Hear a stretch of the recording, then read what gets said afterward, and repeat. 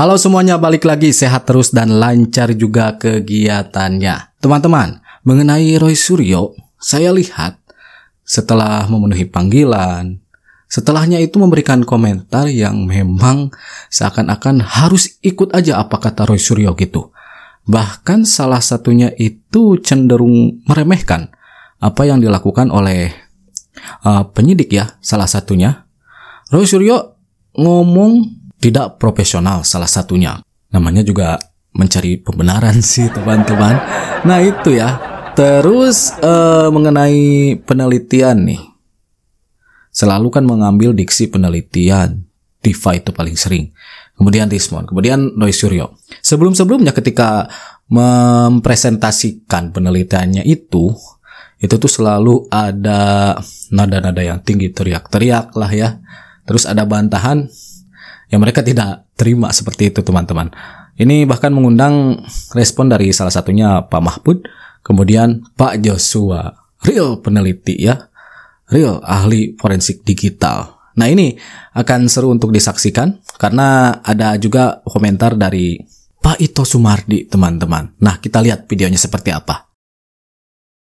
Laporan yang salah, sebuah laporan yang konyol, ya banyak sekali kesalahan dan harusnya sebagai Kapolda Metro Jaya yang baru, ya Bapak Irjen Asep, ya tolong koreksi anak buah Anda, ya anak buah Anda menjalankan tugas yang tidak semestinya.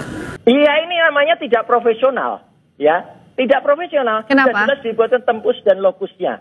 Secara hukum tempus dan lokus itulah yang harus dipakai. Kok PNA saja sekarang tiba-tiba yang ditanyakan tanggal yang lain. Terus tanyakan lagi tanggal yang nggak boleh kayak gitu. Itu nggak profesional. Polisi tadi juga bilang, iya Pak, kami hanya menjalankan tugas. Ya, jalankan tugas dengan benar dong.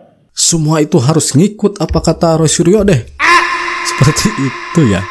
Jadi memang kalau tidak sejalan dengan Roy Suryo langsung ngabudah.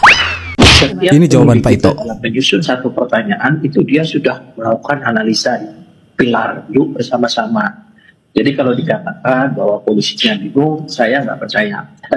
Karena saya tahu penyidik Polda Metro kan anak-anak yang profesional. Yang kedua, kalau memang dianggap tidak profesional, maka ada dua jalan yang bisa dilakukan, melaporkan ke Propam, atau mungkin ya kita menunggu saja nanti kalau dari jaksa mengatakan bahwa kasus ini tidak bisa diteruskan, nah bolehlah ditulis gede-gede ke polisi tidak profesional itu. Jadi jangan secara dini kita mengatakan polisi tidak profesional ya. Karena mereka itu kan dididik di Akpol, dididik di Sespil dan sebagainya, itu saya kira bidangnya kan beda dengan Mas Roy. Kalau misalnya mereka disuruh ngomong soal telematika mungkin nggak profesional. Tapi kalau masalah penyidikan pasti mereka lebih profesional dari Mas Roy kan. Saya kira mungkin kita janganlah membuat satu narasi yang merendahkan institusi, apalagi merendahkan profesi. Saya kira sebagai seorang akademisi mungkin itu kurang elok lah ya menurut saya. Jadi kita sebaiknya ikuti saja. Sebagai seorang akademisi itu tidak elok. Roy Suryo CS kan selalu mengatasnamakan akademisi. Tapi saya lihat ini debat yang kemarin salah satunya bersama dengan Pak Ade Armando, kemudian relawan Pak Jokowi dan yang lainnya. Ketika Roy Suryo menurut saya itu dibantah ya, bahkan dibantah dengan telak, itu ujung-ujungnya seperti menyerang ke ranah pribadi. Jadi dia menggunakan alasan penelitian. Itu hanya sekedar untuk membangun sebuah image bahwa mereka tuh peneliti. Iya kan? Iya. Kami ini sedang melakukan penelitian demi mencapai kebenaran. Betul. Tapi pertanyaan kita adalah, ya kalau masih neliti, kenapa Anda udah ngomong? Nah, itu sekarang ini belum mencapai titik kesimpulan ya. 99% saya percaya itu kan kata Roy kan? Iya. 99% palsu. Saya percaya itu palsu. Iya. Mana penelitiannya itu? Hasil penelitian Anda sudah diuji nggak sama sebuah, nggak usah perguruan tinggi deh, dipaparkan, disampaikan kepada kita semua, ya. Kemudian orang menilai berdasarkan pengetahuan masyarakat gitu kan. Kesimpulan tersebut masuk akal nggak? Apa di atas panggung televisi di mana gitu, saling tuding, teriak gitu dengan teriakan-teriakan seperti binatang, menyatakan orang lain binatang, itu kan tidak bagus gitu ya. Itu sebabnya saya tidak pernah ikut bicara soal ijazah. Kita sudah tahu lah kesimpulannya. Kalau kita punya rasionalitas sudah tahu, oh ini kesimpulannya. Saya tidak mau ikut ribut-ribut. Apalagi saya sendiri kan ketua Dewan Pakar Keluarga Alumni DPP Keluarga Alumni Kagama Universitas Gadjah Mada ya. Saya berharap ini segera diakhiri saja, serahkan prosesnya pada hukum. Apapun akhirnya tidak usah ribut-ribut lagi menurut saya. Apalagi saya tidak pernah melihat ada sebuah penelitian dilakukan tuh lalu diteriak-teriakkan. Saya baru lihat sekarang ini hasil penelitian ilmiah. Saya baru dengar sekarang nggak ada penelitian tuh lalu dikampanyekan tiap hari, dan kita tidak tahu metodologinya kecuali teknologinya yang dijelaskan. Medsos itu sering dipakai untuk mengkriminalkan orang. Bentar Pak, kenapa itu dipandang tidak menjadi alat pembuktian? Banyak dikriminalkan karena sumber medsos. Ini loh analisa kami, ini analisa kami.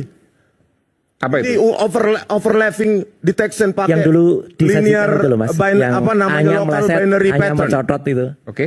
Jadi A-nya ini di logo dia lebih masuk begitu ya? Ya, ini A-nya keluar, mencotot keluar itu. Berikutnya, di samping hasil medsos, kami teliti juga ini lembar pengasahan skripsi. Nah ini yang kemarin penelitian tambahan yang dilakukan dibantah oleh sama Pak Joshua. Nah ini saya capture bagian sini, ini yang katanya mencotot gitu ya. Yeah. Ini versi scan high quality yang kita dapatkan. Ya. Yeah. Saya nggak tunjukkan semua, saya tunjukkan hanya bagian tertentu saja. Tujuannya apa? Untuk mematahkan ya bahwa ini yang dicetak formnya dulu atau logonya gitu ya. Yeah. Ini sama seperti teman-temannya yang lain. Ya. Kita bisa pastikan bahwa ini dicetak logo formnya dulu baru logonya kelihatan ya. Yeah. Saya bisa zooming di sini gitu ya. Ini high quality Clear. gitu ya. Jadi ini high quality. Sudah mengatakan bahwa oh ini beda, Jokowi itu beda. Kenapa dia nggak menemukan bahwa ini? Kenapa? Karena kualitas foto itu sangat kecil yang dia dapatkan. Karena dia hanya menggunakan data-data yang dari Dian Sandi ya. Sehingga sosmed menjadi tidak valid, menjadi bias. Itu yang disebut dengan penelitian digital forensik yang abal-abal. Apa yang membedakan?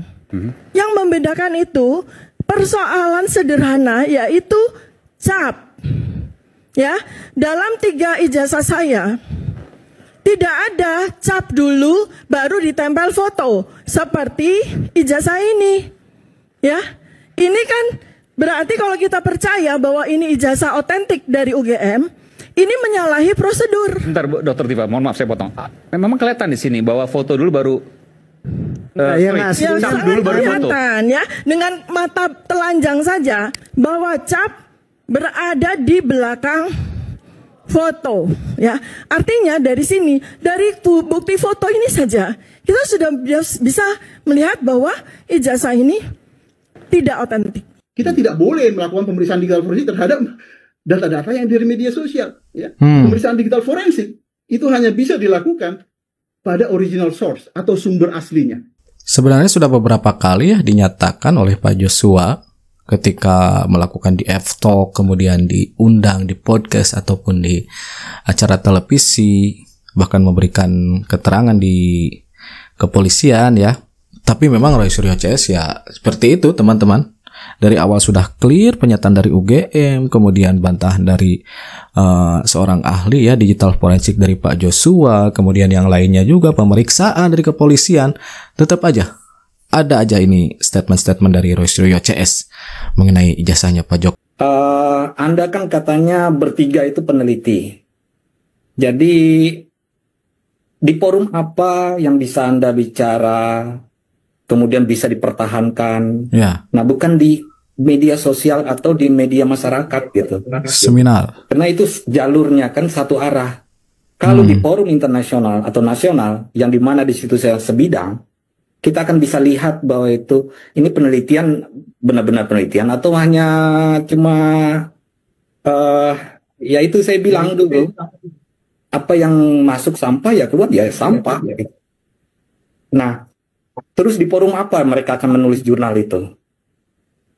Yang paling tinggi ya grade-nya, saya kasih tahu untuk grade di keteknikan di IEEE. Itu asosiasi di bidang electrical dan computing. Bisa mau nembus di situ? Saya yakin enggak bermutu gitu loh. Atau ke Springer, kita ya, percetakannya. Atau kita turunkan lagi ke bidang-bidang yang lain, Nature atau jurnal-jurnal yang lain, Wiley misalnya. Apa mau nulis di situ? Gitu. Hasil penelitiannya. Ini Pak Joshua pernah diajak Rismond itu ya untuk membedah, untuk mengajak diskusi bersama, bahkan menyatakan ingin menjadakan Rismond. Tapi ya Rismondnya itu malah ngeblok nomornya Pak Joshua. Itu yang dikatakan oleh Pak Joshua ya. Sudah ada panggilan satu persatu dari hari Selasa kalau nggak salah sampai hari ini, hari Jumat. Dan saya nggak sabar nanti hasil-hasilnya seperti apa ya. Sebelumnya kan sebagai saksi, nanti kelanjutannya mungkin sebagai